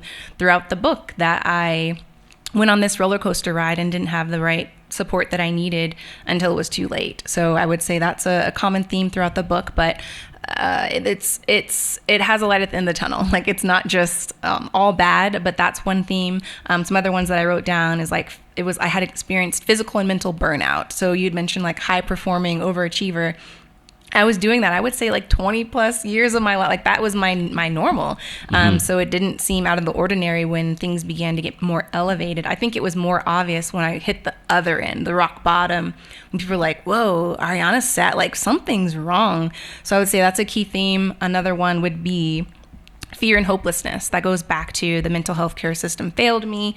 There's focus in the book around like research and exploration, and understanding the diagnosis, acceptance, and finding a new normal. Like I mentioned, in terms of like knowing that I can't get too elevated in my mood, which, may sound frustrating to someone, but recognizing that like my elevation may be well beyond someone else's. So like me being where I'm at now is normal, but me being overly excited and like talking really fast, that's not normal. So finding what the new normal is. I told my mom, I feel like I'm moving in slow motion, and she thought that was like a bad thing. But what I told her is, it feels amazing. It's like, this is slow motion for me, because I would go 1,000 miles per minute. Like, I would just go. So what I'm doing now is like having this steady paying job, doing what I love, writing this book, focusing on Noelle, but taking it one day at a time and not overwhelming myself with too many things. And I would say the last one is faith and resilience. So trusting God and knowing everything I've gone through is for a reason, and I'm here to share my story. I'm a survivor. A survivor. What would you hope someone struggling with their mental health feels after reading or listening to your story? That they're not alone. Even if you're not bipolar or experiencing a mental health illness that's been diagnosed, you're not alone. You may be struggling with something, whether that's like frustration over not getting a promotion, or frustration around, things that are happening in your personal life, your love life. You're not alone, and people should be open and honest. Not saying you like, it's like not like word vomit and you're telling everyone all your problems, but if you're around an intimate amount of intimate people, and you feel like you can trust an individual, when they ask you, how are you doing? Be honest. Don't try to lie and say, oh, I'm fine, and move on to the next thing. Really talk about it, and, share stories and have conversations and seek help. So yeah, I would say that would be the main thing to take away. Without giving away too much from the book, what is one powerful moment in your book that completely changed how you see yourself or even your mental health journey? I would say, kind of going back to what I said earlier, is the fact that I'm a genius. I accept that statement, that label, that I am a genius, creative genius, and my brain operates on a different level that some people may never experience. And I'm proud of that. I love it. I own it. And so, yeah, I would say that's one that I like take on and accept. Yeah. When we think about World Bipolar Day, many people may be reflecting on mental health. Can you share what the bipolar condition is for those who may not entirely understand it? So with the bipolar condition, I'll say for me, the bipolar 1 condition that I'd mentioned earlier in the live show here, is that there are 2 components primarily, where there's mania and there's depression. And when you think of mania, it's more than just the elevated mood, but there can be like irritability, there can be risky behavior, or what I've seen is like spending a lot of money. From my case, it was giving away a lot of money. There could be psychosis. What was it like to just give away money? Felt amazing. I was having conversations with people who needed money, and they were in my mind at the time. And so I was just like, you get some money, you get some money, you get some money. But thankfully, I gave it to people who I could trust. And my husband was like, okay, give that back. And so, yeah, so that's the mania side. And depression is, not feeling like yourself. Not doing things you typically enjoy, kind of like staying away from people, or, in my case, it was like becoming that gravely disabled where it's like you're not able to do normal activities, like driving, hygiene. I wasn't showering, I wasn't washing my hair. So things like that, like let your loved ones be open and honest with you about like, hey, it like seems like you're a bit down. Like what's going on? Let's have a conversation. So that's bipolar in a nutshell, but not probably all medical. Yeah. What would you say to those who are addressing this or even watching this and they're steeped in fear and hopelessness? Because I do know the fear, and I was never hopeless. Yeah. You know what I mean? But what would you say about fear and hopelessness? I would say it doesn't last, and it doesn't need to last. Like there's always hope, there's always joy on the other side of what you're going through. And no, again, you're not alone. And if you're open about what's going on with you, that is a way to move out of that state of being or feeling that fear and hopelessness, knowing that like I'm going through it, others are going through it. Find others in your community who may be experiencing something similar, or attend talkbacks like this, watch interviews, ask questions. I consider it, kind of going back to the other question, in terms of like what I've accepted from my journey. And what's interesting is that I consider myself neurodivergent. I don't know if everyone's heard that term, but it's like your brain functions in a different way that's not considered normal compared to other people in the world. So it's like, accept that you may be neurodivergent and you're just experiencing a time in your life that's different from your normal, but you're going to get through it. You'll make it to the other side. How important is faith and resilience? So important for me. Faith was the main driving force for me. And even when I didn't recognize that it was, there's a title or a chapter in my book called A White Dove Saved My Life. And essentially I had a journal entry that I do not remember writing, where I indicated I did not know if I was going to make it home to my loved ones, but I know God was there. And I wrote that. Don't remember writing it, but even deep down inside me, I've always been a faithful believer in believing in God. Even in that state of being, I was like, God is here, and I wasn't alone. It was really interesting because I just wrote a note and boom, boom. Oh yeah. I already knew. Yeah. I knew the ending. I knew the ending at the beginning. Absolutely. That's in the book too. We won't give that away. We won't give that away. That's in the book. Yeah. That made the book? That made the book. What? Yeah. Okay. I can't pull your music up, but I can switch your computer. Okay. And like if you give me. Oh, can I just send you the direct? I have it up. Do you? Can you send me a song and we'll go out with a song? Okay. Let me send you. If you pick one. Okay, we did the last. What was one that you wrote down? We listened to some. I liked all of those songs. Back to the Basics, or you wrote down My New Normal? Uncaring the Truth, or was Uncovering the Truth? Uncovering the Truth. Maybe that. We can go through that one as well. Share. Let's see. How are you going to share it? I'm sending the link to you directly, so let's see if this works. Oh. Again, another misconception about bipolar disorder, and this is World Bipolar Day. A misconception is beyond, it's just mood swings. Right, yes. People think bipolar disorder is just about being happy one minute and sad the next, but in reality, bipolar involves distinct mood episodes, mania, hypomania, depression that can last days, weeks, or longer. It's not just quick emotional shifts. Correct. Yes. Yeah. It's extended periods of those episodes. Okay, I text you, or How did you text it? In which way? There's a link. In which way? The email or the Facebook? I texted you. Oh, you texted me? Yeah. Okay, let me just see, because I can't share it with people. Have to, Yeah, we're gonna give you some music, but again, I want to thank you for being here. Thank you for sharing all that you're sharing. I want to see if I'm able to open up a song. Is this it right here? I want to see if I could play a song, and then we'll come back and... There you go. We'll come back and... I want to hear some of your music. Yes. Again, before I put on the music, tell about the soundtrack. Ooh, the soundtrack. That's an added bonus. I'm calling it an added bonus. So with the Ultimate Bundle, you get the soundtrack, the audiobook, and the ebook. With this soundtrack, essentially every song is aligned to a chapter in my book. And the lyrics are based on the words that I wrote. What's the name of this song? This is Uncovering the Truth.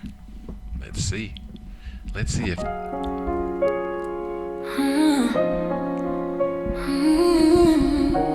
Don't forget to go to brotherjeff.com and make a donation of any amount. We're powered by the people. I see it clearer now. No more running around. Everything I tried to hide is right here in the light. Oh, and I'm not afraid. I'm not afraid. And I'm not afraid. Oh.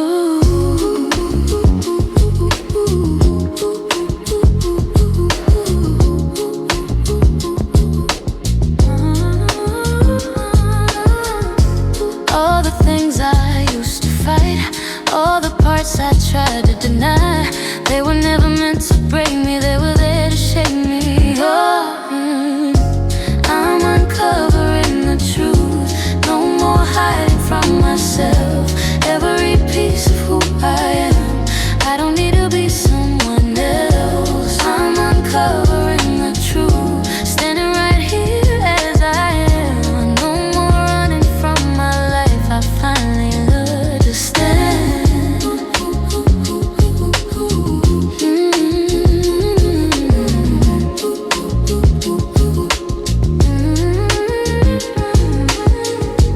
I don't need to change my past, I don't need to move too fast.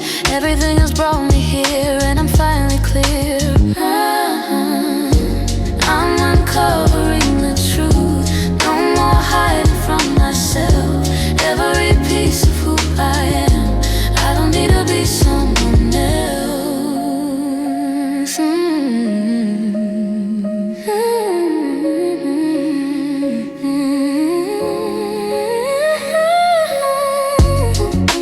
This is who I am, this is who I am, this is who I am. This is who I am, this is who I am. And I'm okay with that. I'm uncovering the truth, no more hiding from myself. Every piece of who I am, I don't need to be someone else.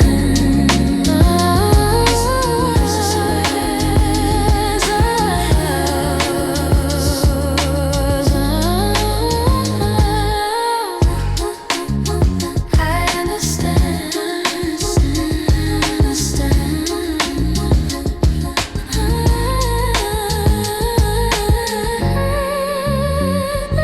Oh, that's dope.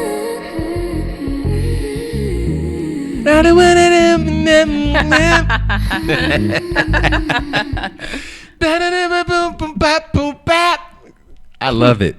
And you've got a bundle. People could get the book, and in the book, each chapter has a soundtrack that goes along with it. Exactly. Every chapter, there's a song associated to it. So the first song you heard at the beginning was The Last Straw, which is the introduction to my book. And then that is one of the chapters as well, Uncovering the Truth. Well, I could tell you it's been great hanging out with you. We did it. We did it. We talked about it.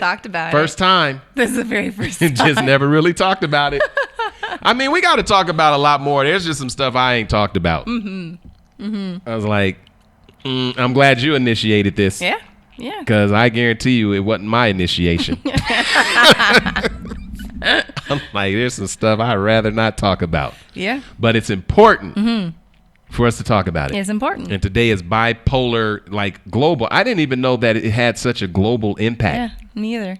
You know, I know Jess was talking about, I believe in the Congo or Uganda, like just wherever. I mean, people are dealing with different things in different ways. I've got your safety plan here. Oh. That's interesting. No, I got a safety plan. It's like, your baseline, your stage 1, your stage 2. It's like how you're feeling. Yeah. Are you taking showers daily? Are you energetic? Yeah. Are you eating 3 times a day? Are you exercising? Are you a good person and not, again, the alcohol and the other drugs is just something that's not going to work with your mental state. Correct. Yes. Mm-hmm. Okay. Stage 1, I'm feeling a little depressed. Stage 2, I'm feeling moderately depressed. Stage 3, I'm having suicidal thoughts. Then here it talks about a list of what can take place to help oneself. How important is it for you to have agency over your own health care? Oh, it's so important. Knowing and understanding what works for you is critical. I won't stress that enough. Like, understanding what's happening to your body and taking action to take care of yourself is critical. Understanding what works for you and doesn't work for you. So yeah, having that way of advocating for yourself is so crucial. And also having family and friends around you who can advocate for you when you can't. Wow. These are changing times. I think there's a song on here. Oh, you like that? No, I got it here. You got See, it? I've opened up your. Okay, you opened it. I've got this here. The Changing Tides. The Changing Tides. Should I play that one? Yeah.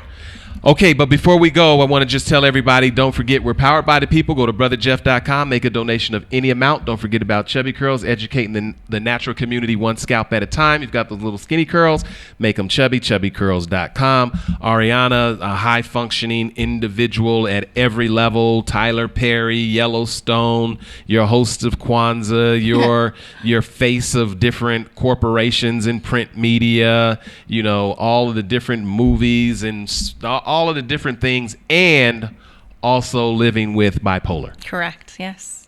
There are a lot of famous people who are living with bipolar. Mm-hmm. Yeah. And so it's not something that is not uncommon, and it's not something that is not manageable. But what caught us off guard was you were like 33 years old. 33. It's like, boom. Boom. Mm-hmm. Yes. Final words, final thoughts, anything that you'd like to share before we get out of here, anything that we've missed, anything that you want to touch on? Oh, I would say, and I actually wrote this down because I wanted to make sure it was like a bonus for all those listening. So yeah, if this resonates with you, there's the link to the experience, the full story, and the live chat. So I've included the link to the different packages that are available. I recommend the Ultimate Bundle, which is only $35. So be sure to check that out. It was important to me to create this in different forums because I've always consumed things in that way. So like, it's a new world, digital world. I know some people are looking for physical copies. Right now it's digital. I love ebooks, electronic books. I love audiobooks. I love buying both so I can read along to the author who is speaking. And it's important to me because in this audiobook, you'll see it's my own voice. And they easily shout out to you for the soundtrack as well as the audiobook, edited in a way where it sounds like a professional audiobook, which is amazing. And then the soundtrack. So being able to listen along, even if it's you listen to the songs first all the way through, they're 18, and then read my book, you'll have a deeper understanding of what I was going through. The music takes you on a roller coaster ride. I'll say that it like busts you wide open. Like, it opens your heart from the very first song. You can hear lo-fi, Afro beats. There's a rapper. Like, there's so many it's all there. It's all there. A choir. Like, all of that's in there. And by the end of it, you'll feel resolve. Like, feel at peace and know that, you've made it through. Well, I could tell you've got a website also, which is? Yes, arianascott.org. Be sure to go there and click on My Awakening book. You can scroll down. You'll see everything about the book, everything about me, and there's samples there. So if you're on the fence and you're like, I don't know, click play. You'll see a 4-minute audiobook sample. Gives you a taste of the intro in chapter 1. If you want to look at the ebook because you like electronic books, you can click on read a sample and you'll see there. Same information's available for you to read through. And there's a sample of that bonus song, The Last Straw, to get a taste of if you want the soundtrack. Well, I can tell you April 25th, Ariana and I will be here at Brother Jeff's Cultural Center, 2 p.m. and addressing all of this head on. I'm going to play a couple of songs. Let's do this one here. Mm-hmm.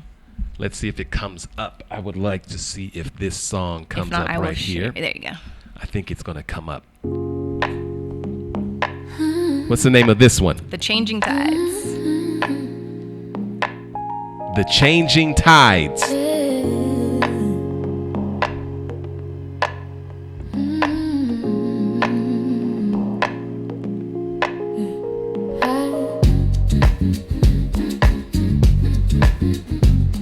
the tides are changing. The tides are changing.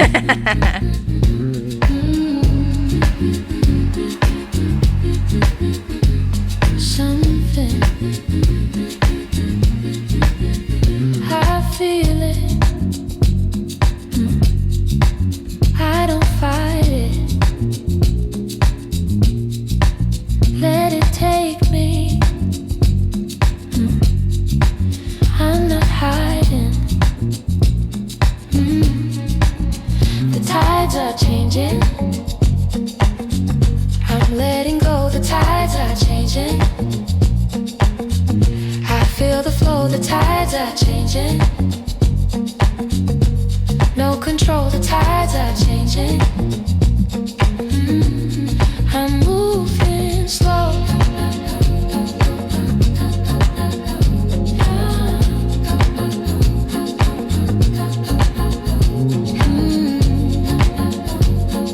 So much to pick up, so much to share. Definitely want to just take a moment to say thank you so much, Ariana.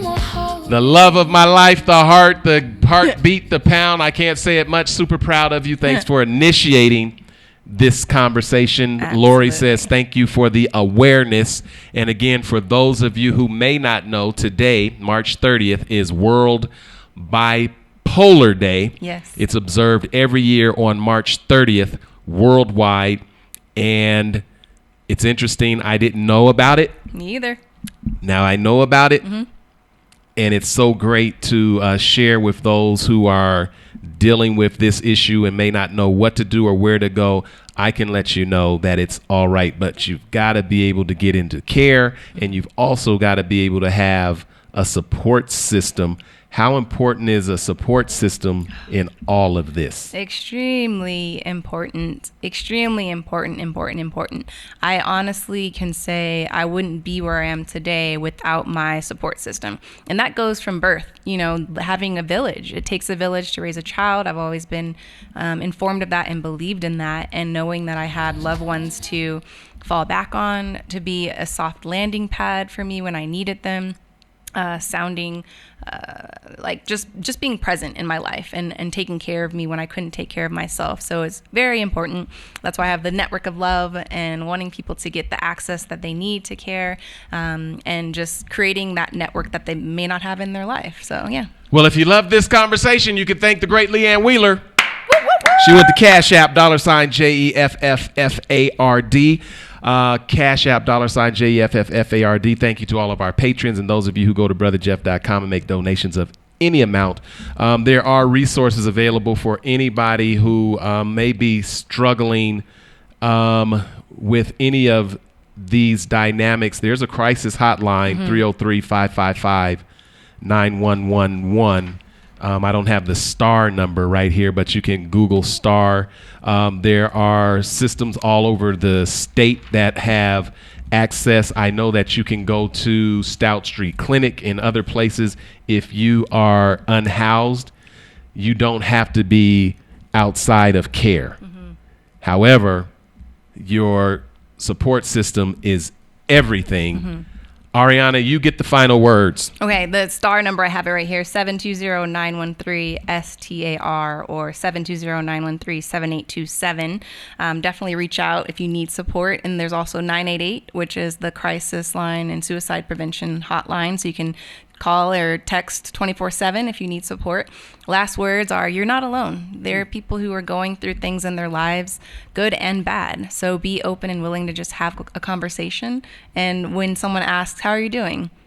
Maybe delve a little bit deeper than, I'm good. We did it.